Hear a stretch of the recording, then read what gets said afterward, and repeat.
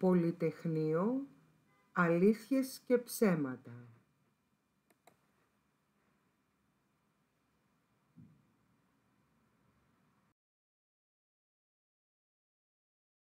Τελικά θα κάνουμε μάθημα ή μόνο γιορτή? Γιορτή μόνο. Θα γιορτάσουμε τα παραμύθια περί των νεκρών του Πολυτεχνείου. Παραμύθια, τι λες μωρέ? Μου το έχουν πει άτομα ψαγμένα και το έχω ψάξει κι εγώ στο ίντερνετ. Με τη Χούντα ο κόσμος την πέρναγε κοτσάνι. Υπήρχαν δουλειές, καλά μεροκάματα, οικοδομές, νυχτερινά κέντρα γεμάτα.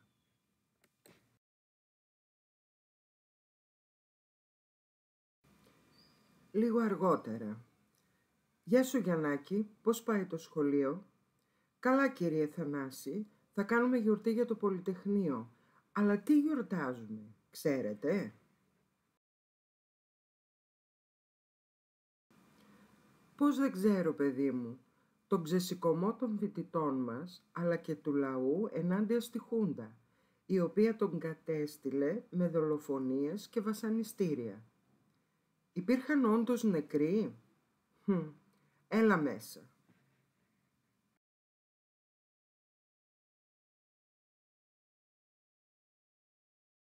Πολλοί άνθρωποι, παιδί μου, είτε από άγνοια, είτε από συμφέρον, είτε από πεποίθηση πολιτική, διαδίδουν διάφορους μύθους για τη Χούντα. Τρεις είναι οι πιο διαδεδομένοι μύθοι για τη Χούντα, που δυστυχώς σήμερα τους πιστεύουν πολλοί άνθρωποι. Πρώτον, ότι η δικτατορία έγινε για να σώσει τη χώρα από τη φαυλοκρατία των κομμάτων. Δεύτερον, ότι η δικτατορία παρέδωσε υγιή οικονομία. Τρίτον, ότι η εξέγερση του Πολυτεχνείου δεν είχε νεκρούς. Δηλαδή αυτά δεν ισχύουν? Όχι παιδί μου. Βλέπω ότι είναι πρόβλημα το ότι δεν μαθαίνετε τη νεότερη ιστορία στο σχολείο. Ούτε η δική μου γενιά έκανε νεότερη ιστορία. Όμως επειδή ασχολούμασταν με την πολιτική, τα κινήματα, διαβάζαμε πολλά βιβλία και ακούγαμε συζητήσεις και μαθαίναμε. Ήταν άλλο το κλίμα της εποχής τότε.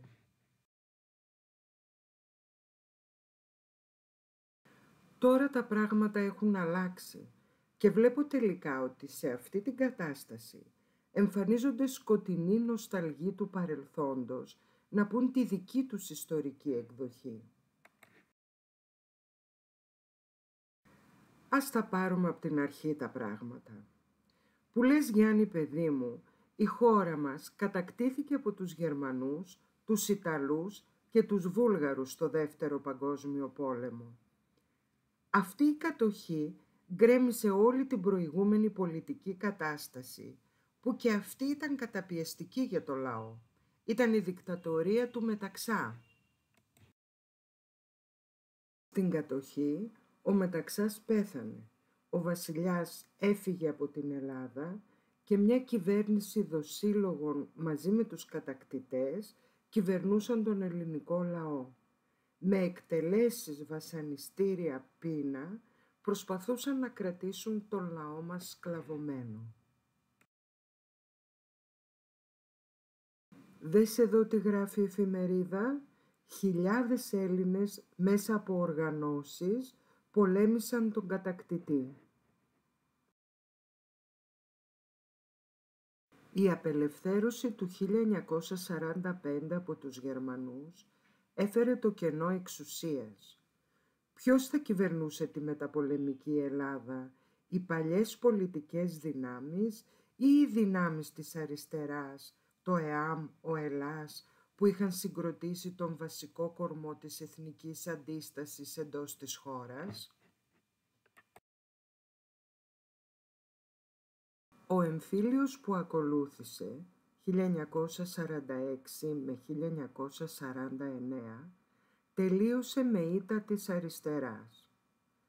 Μετά το 1949, οι κυβερνώντες προσπάθησαν να κρατήσουν την εξουσία με εξορίες και φυλακίσεις, με τρομοκρατία και καταστολή.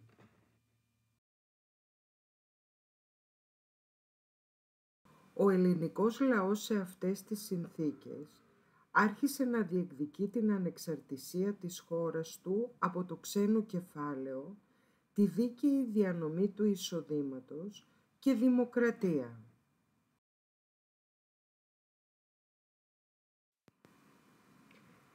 Οι αντιδράσεις του λαού κορυφώθηκαν το 1963 με την εκλογική νίκη του Γεωργίου Παπανδρέου με το κόμμα της Ένωσης Κέντρου και την εκλογική άνοδο της αριστεράς με το κόμμα της ΕΔΑ, που σημαίνει Ενιαία Δημοκρατική Αριστερά.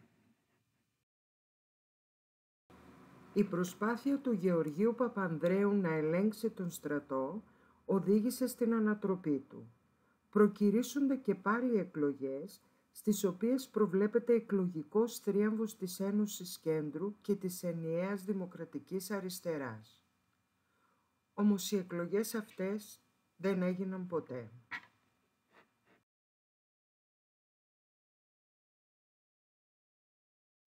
Στις 21 Απριλίου 1967, ο στρατός κατέλαβε την εξουσία.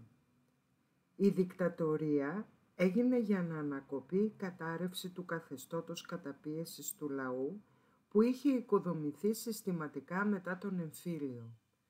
Το παλάτι και ο στρατός συνέχισαν να ελέγχουν την πολιτική ζωή της χώρας.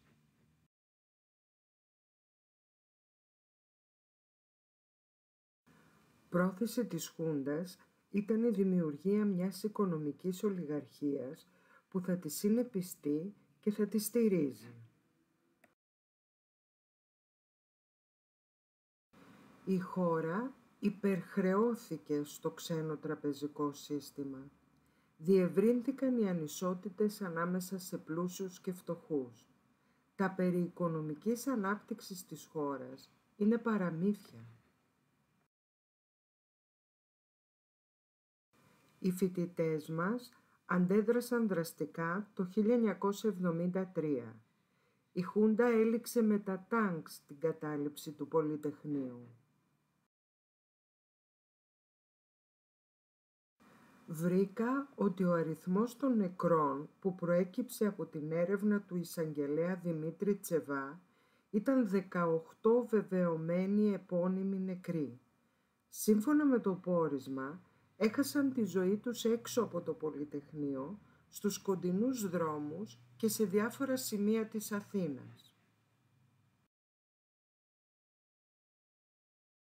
Σύμφωνα με νεότερη έρευνα του Διευθυντή του Εθνικού Ιδρύματος Ερευνών Λεωνίδα Καλιβρετάκη, ο αριθμός των επωνύμων νεκρών ανέρχεται σε 24, ενώ αυτός των νεκρών αγνώστων στοιχείων σε 16, σύνολο 40 νεκροί. Ναι, ο πρώτος στη λίστα του Τσεβά ήταν ο 17χρονος Διομήδης Κομνηνός. Χτυπήθηκε από πυροβόλο όπλο στις 16 Νοεμβρίου 1973 στη διασταύρωση των οδών Αβέροφ και Μάρνη.